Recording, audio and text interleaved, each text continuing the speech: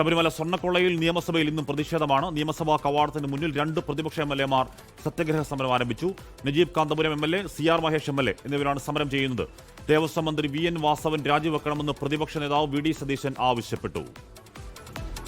ഞങ്ങൾ കഴിഞ്ഞ കുറേ ദിവസങ്ങളായി ശബരിമല സ്വർണ്ണക്കൊള്ളയുമായി ബന്ധപ്പെട്ട് ബഹുമാനപ്പെട്ട ദേവസ്വം മന്ത്രി രാജിവെക്കണം എന്ന് ആവശ്യപ്പെട്ടുകൊണ്ടും മുഖ്യമന്ത്രിയുടെ ഓഫീസിൻ്റെ സമ്മർദ്ദം SITയുടെ മേലെ ഉണ്ടാകരുതെന്നും ആവശ്യപ്പെട്ടുകൊണ്ടുള്ള സമരത്തിലാണ്. സാർ, ഞങ്ങൾ ആ സമരം തുടരുകയാണ്. ഞങ്ങളുടെ 2 അംഗങ്ങൾ CR മഹേഷും നജീബ് കാന്തപുരവും ഇന്ന് സഭാ കവാടത്തിന് മുന്നിൽ സത്യാഗ്രഹ സമരം ആരംഭിക്കുകയാണെന്നുള്ള വിവരം അങ്ങേ അറിയിക്കുന്നു. ഞങ്ങൾ സഭാ നടപടികളുമായി സഹകരിച്ചുകൊണ്ട് തന്നെ ഈ സമരവുമായി മുന്നോട്ട് പോവുകയാണെന്ന് അങ്ങേ അറിയിക്കും. സമരം സഭാ കവാടത്തിലാണെങ്കിലും ഹൈക്കോടതിക്കെതിരെയാണെന്ന് മുഖ്യമന്ത്രി പിണറായി വിജയൻ പറഞ്ഞു.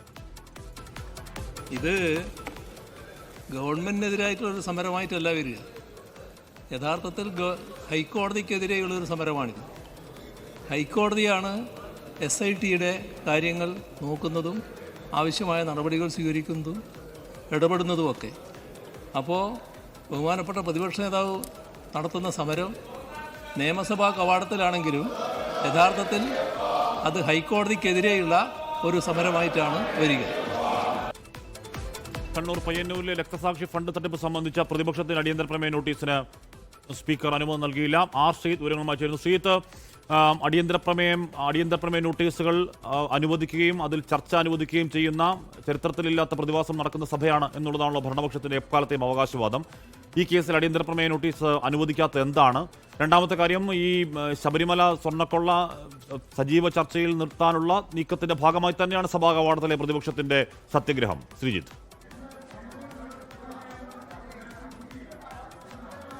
ഹാഷ്മി, അടിയന്തര പ്രാധാന്യമുള്ള വിഷയമല്ല എന്ന് ചൂണ്ടിക്കാണിച്ചാണ് പയ്യന്നൂർ രക്തസാക്ഷി ഫണ്ട് തട്ടിപ്പിനെതിരെ പ്രകടനം നടത്തിയ കോൺഗ്രസ് പ്രവർത്തകരെ ആക്രമിച്ച സംഭവം ചർച്ച ചെയ്യണമെന്നാവശ്യപ്പെട്ടുള്ള നോട്ടീസ് നിരാകരിച്ചത് എന്ന് സ്പീക്കർ കാരണമായി പറഞ്ഞത്. സ്പീക്കർ ചൂണ്ടിക്കാണിക്കുന്ന കാര്യം ഇത് അടിയന്തര പ്രാധാന്യമുള്ള വിഷയമല്ല, അതുകൊണ്ട് തന്നെ അടിയന്തര പ്രമേയ നോട്ടീസായി റൂൾ 50 പ്രകാരം പരിഗണിക്കാൻ കഴിയില്ല എന്ന് സ്പീക്കർ ഒറ്റവാചകത്തിൽ മറുപടി പറയുകയാണ് ഉണ്ടായത്. എന്നാൽ പിന്നീട് പ്രതിപക്ഷ നേതാവ് എഴുന്നേറ്റു. കോൺഗ്രസ് MLA ഓഫീസിലേക്ക് മാർച്ച് നടത്തിയ കോൺഗ്രസ് പ്രവർത്തകരെ നിർദ്ദയം തല്ലി ഒതുക്കുകയാണ് ഉണ്ടായത്. ഇത്തരത്തിൽ തല്ലി ഒതുക്കുന്നതിനെ വിഷയങ്ങൾ ഇവിടെ അല്ലാതെ, നിയമസഭയിലല്ലാതെ എവിടെയാണ് ഉന്നയിക്കാൻ കഴിയുക എന്ന് പ്രതിപക്ഷ നേതാവ് ചോദിച്ചു. മാത്രമല്ല, ഈ കാര്യങ്ങളിൽ അടിയന്തര പ്രാധാന്യമില്ല എന്ന് പറയുന്നത് എങ്ങനെയാണെന്ന കാര്യവും അദ്ദേഹം ചോദ്യം ചെയ്തു. വളരെ ഗൗരവതരമായ വിഷയമാണ്. മാർച്ച് നടത്തുന്നവരെ കൊന്നൊടുക്കുമെന്നാണ് ഏരിയ സെക്രട്ടറി പറഞ്ഞത്. അപ്പോൾ അങ്ങനെ കൊന്നൊടുക്കുമെന്ന് പറയുന്ന വിഷയം നിയമസഭയിലല്ലാതെ എവിടെയാണ് ഉന്നയിക്കേണ്ടത് എന്നും ചോദിച്ചു. അത് Payyanur area secretary P. Santhosh കുമാറിൻ്റെ വാക്കുകളെ ഉദ്ധരിച്ചുകൊണ്ടാണ് VD സതീശൻ അത്തരമൊരു പ്രതികരണം നടത്തിയത്. എന്തായാലും ഇപ്പോൾ സ്പീക്കർ വഴങ്ങിയിട്ടില്ല. റൂൾ 50 പ്രകാരമുള്ള നോട്ടീസ് പരിഗണിക്കാൻ തയ്യാറല്ല എന്ന കാര്യം അദ്ദേഹം അറിയിച്ചു. എന്നാൽ ഹാഷ്മി സൂചിച്ച പോലെ ഒരു വൈരുദ്ധ്യം ഇവിടെ നിൽക്കുന്നുണ്ട്. അടിയന്തര പ്രമേയ നോട്ടീസുകളെല്ലാം പരിഗണിച്ച് ചർച്ചയ്ക്കെടുക്കുന്നു. 17 തവണ അടിയന്തര പ്രമേയം ചർച്ചയ്ക്കെടുത്ത സഭയാണിത് എന്നൊക്കെയുള്ള അവകാശവാദം നിരന്തരം ഉന്നയിക്കുന്നവരാണ് സ്പീക്കറും ഒപ്പം തന്നെ ഭരണപക്ഷവും. എന്നാൽ ഈ രക്തസാക്ഷി ഫണ്ട് പോലെയുള്ള നിർണായകമായ ഒരു വിഷയത്തിൽ നോട്ടീസ് പരിഗണിക്കാൻ തയ്യാറായില്ല എന്നതാണ് ഒരു പ്രധാന വൈരുദ്ധ്യമായി നിൽക്കുന്നത്. ഇന്ന് സഭയിലുണ്ടാവുന്ന എന്താണ് ശ്രീത്ത്? ഈ സ്വർണം കെട്ടവരാരപ്പ സഖാക്കളാണ് അയ്യപ്പ എന്ന് പറഞ്ഞ പാരടിപ്പാട്ട് വലിയ പ്രശ്നമായിരുന്നു. അത് ഏതോ മതവികാരം വ്രണപ്പെടുത്തുന്നു എന്നൊക്കെ പറയുന്നത് രാജു അബ്രഹാം തന്നെ എന്ന് പറയുന്നതും അതുമായി കേസിൽ അതിഗുരുതരമായ വകുപ്പുകൾ ചുമത്തുന്നതും പിന്നീട് യൂട്ടേൺ അടിക്കുന്നതൊക്കെ നമ്മൾ കണ്ടു. അതൊക്കെ മറന്ന് ഇപ്പോൾ സഭയിൽ അങ്ങോട്ടും ഇങ്ങോട്ടും ആ പാരടി തന്നെ ആഞ്ഞു പാടുക. ശ്രീത്ത്, സഭയിൽ പ്രതിപക്ഷ ബഹളമുണ്ട്. എന്നാൽ സഭാ ബഹളത്തിനിടയിലും ലേബർ കോഡ് സംബന്ധിച്ച സദസ്സെണ്ണിക്കൽ അവതരിപ്പിച്ചുകൊണ്ട് സംസാരിക്കുകയാണ് പൊന്നാനി MLA ആയ P. നന്ദകുമാർ.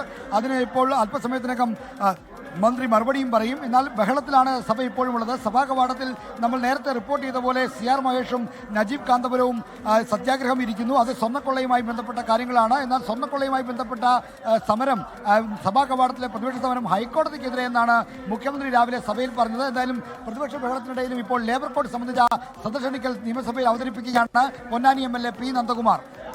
ഒടുവിൽ സഭയിലേക്ക് അത് വന്നപ്പോൾ അത് പ്രതിപക്ഷത്തിന് നേരെ തിരിക്കാൻ ഭരണപക്ഷം ഏറെക്കുറെ വിജയിച്ചിരുന്നു. കാര്യം സോണിയാഗാന്ധിയുടെ പേരെടുത്ത് പറയുകയും സോണിയാഗാന്ധി അറസ്റ്റ് ചെയ്യണം എന്ന് മന്ത്രി V. ശിവൻകുട്ടി പറയുകയും സ്വർണം കെട്ടവരാരപ്പ കോൺഗ്രസ്സാണ് അയ്യപ്പ എന്ന പാരടി വലിയ ശബ്ദത്തിൽ ഉയർത്തുകയും ഒക്കെ ചെയ്ത് ഒരുപക്ഷെ പ്രതിപക്ഷം നടത്തുന്ന ഫോർമാറ്റിൽ പുറത്തേക്ക് മാർച്ച് ഇറങ്ങി വന്ന് മുദ്രാവാക്യമൊക്കെ വിളിക്കുന്ന കാഴ്ചയാണ് കഴിഞ്ഞ തവണ സഭ കൂടിയപ്പോൾ നമ്മൾ കണ്ടത്. ഇന്ന് ആ ഒരു സ്ട്രാറ്റജി ഭരണപക്ഷം സ്വീകരിക്കാത്ത എന്താണ് ശ്രീജിത്ത്?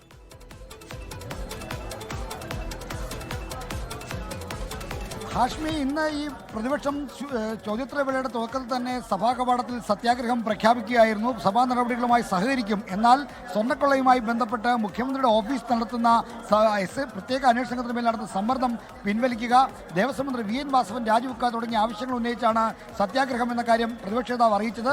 പെട്ടെന്ന് തന്നെ ചോദ്യോത്തരവേള ബഹിഷ്കരിച്ച് മറ്റും പുറത്തേക്കിറങ്ങാനോ അല്ലെങ്കിൽ അത്തരമൊരു പ്രകടനമായി വരാനുള്ള സാങ്കേതികമായ തടസ്സങ്ങൾ ഭരണപക്ഷത്തിനുണ്ട്. കാരണം സഭ നടത്തിപ്പിന്റെ ഉത്തരവാദിത്വം സ്പീക്കർക്കുണ്ട്. അതിനോട് സഹകരിക്കുക ഭരണപക്ഷത്തിന്റെ കൂടി കടമയാണ്. അങ്ങനെയാണ് അത്തരമൊരു തന്ത്രത്തിലേക്ക് വരാതിരുന്നത്. എന്തായാലും പ്രതിപക്ഷം സഭ വിട്ട് പുറത്തേക്ക് ഇറങ്ങാനുള്ള തീരുമാനം എടുത്തിരുന്നില്ല. അവർ സഭാ കവാടത്തിൽ സത്യാഗ്രഹം ഇരിക്കുകയെന്ന് മാത്രമാണ് പ്രഖ്യാപിച്ചത്. ഇന്നിനി നന്ദിപ്രമേയ ചർച്ചയുടെ രണ്ടാമത്തെയും മൂന്നാമത്തെ ദിവസവും ചർച്ചകൾ നടക്കാറുണ്ട്. ഇന്ന് രണ്ടാമത്തെ ദിവസവും നാളെ മൂന്നാമത്തെ ദിവസവുമാണ്. അപ്പോൾ നന്ദിപ്രമേയ ചർച്ചയിൽ യഥേഷ്ടം രാഷ്ട്രീയം പറയാമെന്നതുകൊണ്ട് അത്തരം രാഷ്ട്രീയ ഏറ്റുമുട്ടലിന് വേദിയാക്കുന്ന ചർച്ചകളാണ് ഇനി വരാനിരിക്കുന്നത്.